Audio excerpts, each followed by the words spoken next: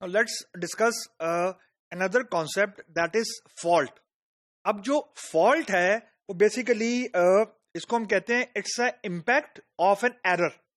यानी fault directly cause नहीं हो सकता. यानी you cannot say कि कुछ भी गलत नहीं हुआ तो fault हो गया. It is actually not possible. Both in the case of code, both in any phase of SDLC.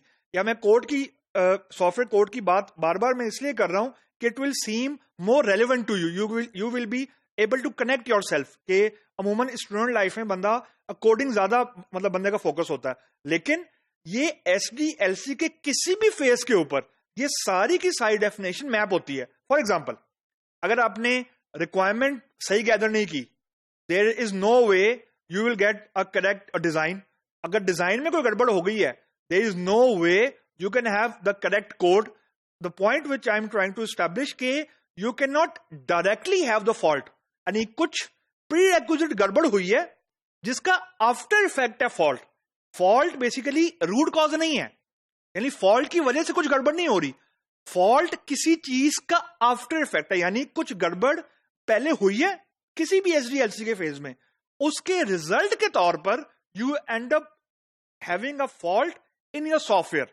तो बेसिकली फॉल्ट हम हर उस चीज को कहते हैं जो उससे पहले कुछ स्टेप्स होने थे, कुछ काम होना था, कुछ प्री रिक्विजिट्स थे, वो सही तरीके से पूरे नहीं हुए, उसकी वजह से जो इंपैक्ट आ रहा है SDLC के किसी भी फेज के ऊपर. आई रिपीट, SDLC के किसी भी फेज के अंदर अगर आपकी आउटपुट सही नहीं आ रही जो कि आनी चाहिए थी, नॉट ओनली कोड, तो वो फॉल्ट है.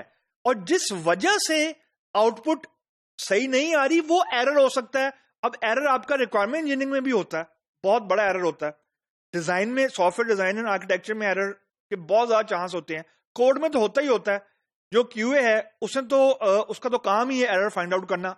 UAT हम लोग बहुत कम डिस्कस करते हैं. UAT भी के अंदर भी एरर होता है. मतलब अगर आपने UAT यानी यूजर एक्सेप्टेंस टेस्ट सही तरीके से कंडक्ट नहीं किया तो you will not be able to verify the software. मतलब UAT अमूमन एंड यूजर करता है. यानी मैंने एक सॉफ्टवेयर बनवाया, एक कंपनी ने सॉफ्टवेयर बना के दिया, उसने मेरे प्रेमिसेस पे या अपने सर्वर के ऊपर सॉफ्टवेयर को डिप्लॉय किया, मुझे उसने यूजर मैनुअल दिया. कंपनी के जो एम्प्लॉयज है उन्होंने कहा जी कि हमने ये सॉफ्टवेयर बनाया है, now try it out. Now it's up to me कि क्या मैं सॉफ्टवेयर को ट्राई सही कर भी रहा हूं कि नहीं कर रहा. अगर मैनुअल के अंदर या जो मुझे बता रहा है वो ही सही नहीं बता रहा तो it's a fault. It's a fault, यानी मैं कभी भी सॉफ्टवेयर को वेट ही नहीं करूंगा. तो द पॉइंट इज कि खाली कोड की वजह से फॉल्ट नहीं हुआ करता. It can be any inconsistent sequence of step in any phase.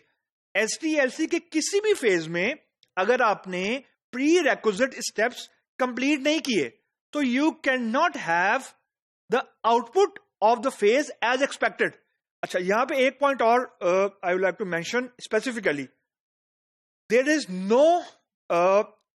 No such thing as for example good code, as good requirement, as good software design, as good UAT. यानी it's not mathematics कि 2 + 2 4 ही होना है. No, यहां पे हम सारी बात करते हैं रिलेटिव टर्म के ऊपर. यानी एक रिक्वायरमेंट फॉर एग्जांपल मैंने गैदर की, I will rated for example 7 out of 10. दूसरा बिजनेस एनालिस्ट आया, उसने उसी रिक्वायरमेंट को किसी दूसरे मैट्रिक पे इवैल्यूएट किया, वो कहते नहीं it's 9 out of 10. So it vary. So there is no absolute definition of fault. सिर्फ एब्सोल्यूट डेफिनेशन ये है कि फॉल्ट डायरेक्टली अकर नहीं होता. फॉल्ट डायरेक्टली अकर नहीं होता. फॉल्ट किसी प्री रेक्विजिट जो स्टेप्स हैं वो मिसिंग हुए हैं जिसकी वजह से एज अ आफ्टर इफेक्ट हमारे पास फॉल्ट क्रिएट हो रहा है. तो fault cannot directly be created without any inconsistent steps which are done before. यानी ये आफ्टर ये इफेक्ट है, ये कॉज नहीं है.